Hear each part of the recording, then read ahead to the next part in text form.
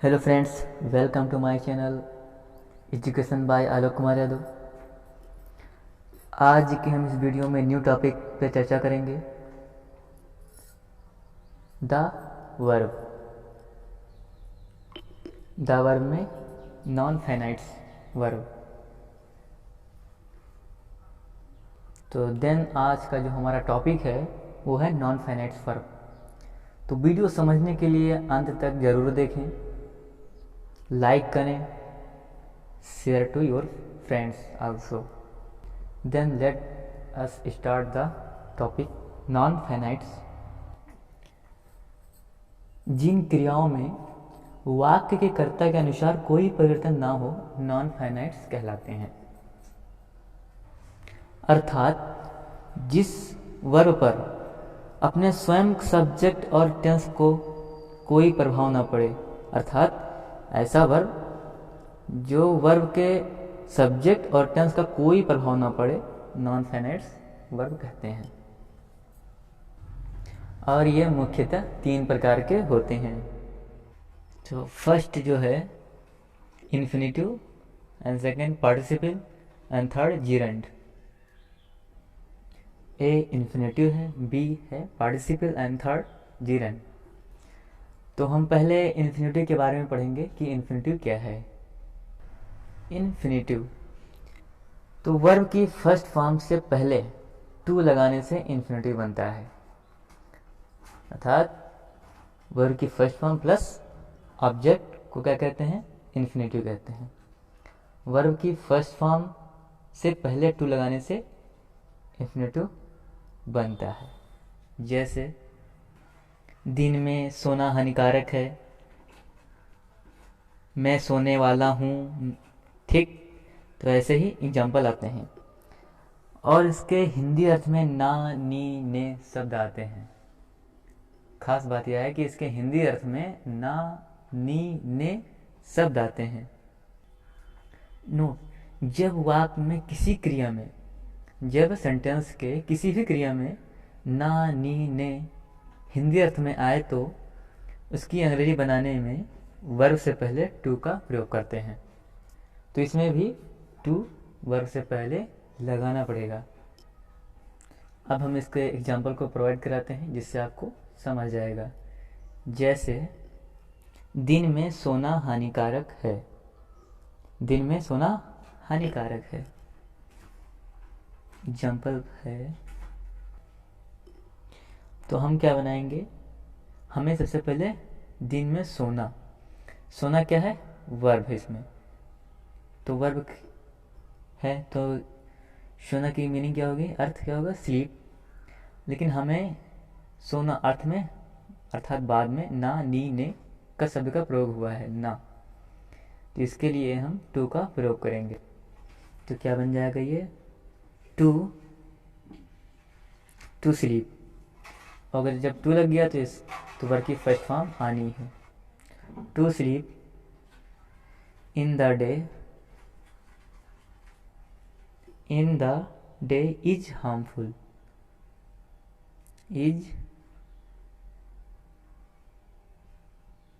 is harmful।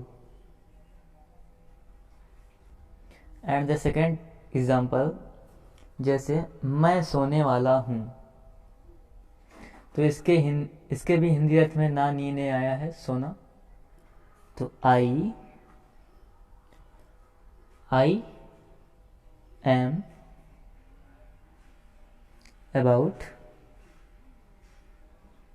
about to sleep, I am about to sleep। अभी तक हमने पढ़ा कि वर्ब के पहले टू का प्रयोग करते हैं। और अब ऐसे कुछ वर्ब हैं, बिड, नीड, मेक, लेट और डेयर। ये ऐसे कुछ वर्ब हैं जिनके पहले टू नहीं लगेगा। जैसे उसने मुझे जाने दिया,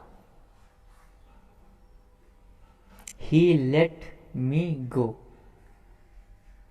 he let me go। यहाँ पे हम टू का प्रयोग नहीं करेंगे। He let me go. And the second number, मैंने उसे दौड़ाया। आई, और इसके बाद हमें यहाँ पे मेक लगाना है, लेकिन यहाँ पे दौड़ाया ये है present tense, present perfect tense, तो यहाँ पे आई मेड। दौड़ा, मैंने उसे दौड़ाया, ये पास्ट इंडेफिनिट है, सॉरी ये पास्ट इंडेफिनिट टेंस है। तो यहाँ पे हम, उसमें होता है सब्जेक्ट प्लस वर्ब की सेकेंड फॉर्म प्लस ऑब्जेक्ट, तो सब्जेक्ट वर्ब की सेकेंड फॉर्म प्लस ऑब्जेक्ट, मैंने उसे दौड़ाया। आई मेड हिम रन, मैंने उसे दौड़ाया। And the third number example, उसमें मेरे सामने आने का साहस नहीं था। उसमें मेरे सामने आने का साहस नहीं था, तो यहाँ हम प्रयोग करेंगे डेयर। डेयर का मतलब साहस होता है। ही डेयर, वो हम नहीं भी आया तो हम डेयर के साथ नॉट जोड़ेंगे, तो he dare not, he dare not come before me, before me, he dare not come before me. आप फ्रंट भी कर सकते हैं, he dare not come in front of me, दोनों सही है। और इसके बाद हम पार्ट बी, द पार्टिसिपल पढ़ते हैं। पार्टिसिपल,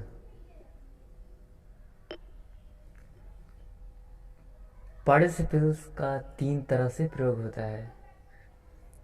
पहला है प्रेजेंट पार्टिसिपल, दूसरा है past participle, and third perfect participle. अर्थात यहाँ पे 3 प्रकार से पार्टिसिपल का प्रयोग कर सकते हैं। तो यहाँ पे हम प्रेजेंट पार्टिसिपल में वर्ब की फर्स्ट फॉर्म प्लस आईएनजी का प्रयोग करते हैं, एंड पास्ट पार्टिसिपल में थर्ड फॉर्म प्लस ऑब्जेक्ट या फिर अदर वर्ड प्रयोग कर सकते हैं। अदर वर्ड मतलब कोई भी आता, तो नाउन, प्रोनाउन, कोई भी वर्ड आ सकता है, या ऑब्जेक्ट ही आ जाएगा। एंड थर्ड में क्या है, परफेक्ट पार्टिसिपल, ये हैविंग प्लस वर्ब की थर्ड फॉर्म से बनते हैं। तो फर्स्ट हेडिंग होगी प्रेजेंट पार्टिसिपल, जिसमें वर्ब की फर्स्ट फॉर्म प्लस आईएनजी का यूज होता है। पहले हेडिंग है प्रेजेंट पार्टिसिपल, जैसे शेर को देखकर मैं पेड़ पर चढ़ गया। एग्जाम्पल है, शेर को देखकर मैं पेड़ पर चढ़ गया। शेर को देखकर मैं पेड़ पर चढ़ गया। इसमें एक बात और ध्यान देने वाली बात है कि इसमें 2 कार्य एक साथ होते हैं। इसमें 2 कार्य एक साथ होते हैं। जैसे शेर को देखकर, पहला कार्य हो गया कि शेर को देखकर मैं पेड़ पर चढ़ गया, तो यहाँ पे 2 कार्य साथ हो रहे हैं, शेर को देखना और पेड़ पर चढ़ना। शेर को देखकर पेड़ पर चढ़ गया, तो हम बनाएंगे वर्ब की first form plus ING. Verb इसमें क्या है, देखना। सीइंग की आईएनजी पे जोड़ना है। Seeing the lion, seeing the lion, seeing the lion comma I climb the tree. चढ़ गया, पास्ट टेंस है ना, चढ़ गया। I climb, I climb on the tree, up the tree. चढ़ने, किसी चढ़ने के लिए अप लगाते हैं, up the tree. Seeing the lion I climb up the tree, शेर को देखकर मैं पेड़ पर चढ़ गया। एंड सेकंड नंबर एग्जाम्पल, कमरे में घुसते ही मैंने एक सांप देखा। कमरे में घुसते ही मैंने एक सांप देखा। तो यहाँ पे 2 कार्य एक साथ हो रहे हैं, जैसे कमरे में घुसना और सांप को देखना। तो यह हो जाएगा entering the room, entering the room,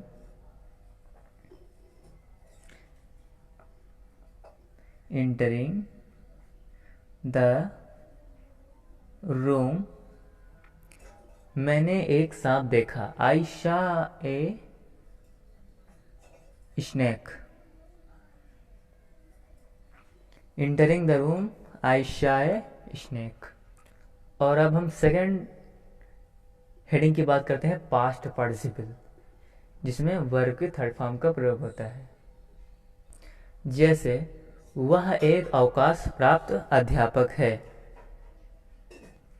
तो हम क्या बनाएंगे, ही इज ए। अब हमें वर्ब यहाँ पे थर्ड फॉर्म में यूज करनी है, तो he is a retired teacher. He is a retired teacher. He is a retired teacher. And third number का हेडिंग देखते हैं, परफेक्ट पार्टिसिपल, जिसमें हैविंग प्लस वर्ब की थर्ड फॉर्म का प्रयोग करेंगे। हैविंग प्लस वर्ब की थर्ड फॉर्म, जैसे अपना कार्य समाप्त करने पर वह सोने चली गई। तो इसमें हम देखते हैं कि अपना कार्य समाप्त करने पर, अर्थात इसमें दो कार्य होते हैं। एक कार्य पूरी तरह से समाप्त करके फिर दूसरा कार्य आरंभ होता है। जैसे अपना कार्य समाप्त करने पर वह सोने चली गई। प्रेजेंट पार्टिसिपल में क्या होता था कि वहाँ दोनों कार्य साथ में होते थे, बट यहाँ पे एक कार्य समाप्त होने के बाद दूसरा कार्य आरंभ हुआ। जैसे अपना कार्य समाप्त करने पर वह सोने चली गई, तो क्या बनाएंगे हम, हैविंग, क्योंकि हमें हैविंग का यूज करना है। हैविंग, फिर है वर्ब की third form, having plus verb की थर्ड फॉर्म, तो having finished, having finished her work, having finished her work, comma वह सोने चली गई। She went to sleep, she went to sleep. Having finished her work, she went to sleep. And जो next heading है वो gerund. इसके भी हिंदी अर्थ में ना, नी, ने शब्द आते हैं, और ये वर्ब की फर्स्ट फॉर्म प्लस आईएनजी से बनता है। वर्ब की फर्स्ट फॉर्म प्लस आईएनजी से ये भी, इसको भी बनाते हैं जीरंड, वर्ब की फर्स्ट फॉर्म प्लस आईएनजी। जैसे टहलना स्वास्थ्य के लिए लाभदायक है। जैसे टहलना स्वास्थ्य के लिए लाभदायक है, तो walking is a useful for health. टहलना का, क्योंकि इसके भी हिंदी अर्थ में ना, नी, ने शब्द आते हैं, तो वॉक, और इसके बाद हमें वर्ब के फर्स्ट फॉर्म के बाद आईएनजी का प्रयोग करना है, तो walking, walking is a useful for health.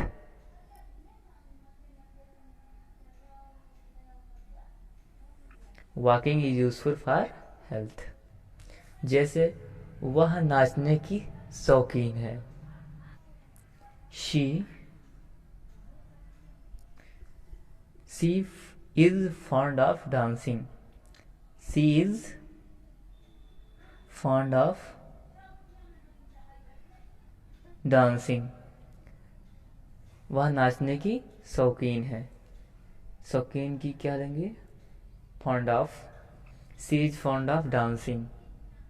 And third number का एग्जाम्पल, वह गीत गाना पसंद करती है।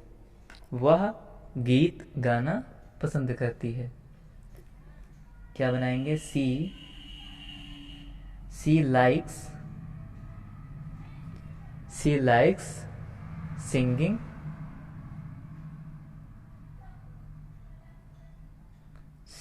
The song.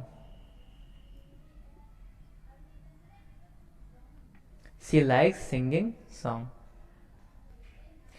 तो ऐसे आप और भी एग्जाम्पल बना सकते हैं। जितने भी हेडिंग हुए हैं आप सबके अदर एग्जाम्पल बना सकते हैं। सो आशा करता हूँ कि आपको वीडियो समझ आया होगा। So thank you for watching.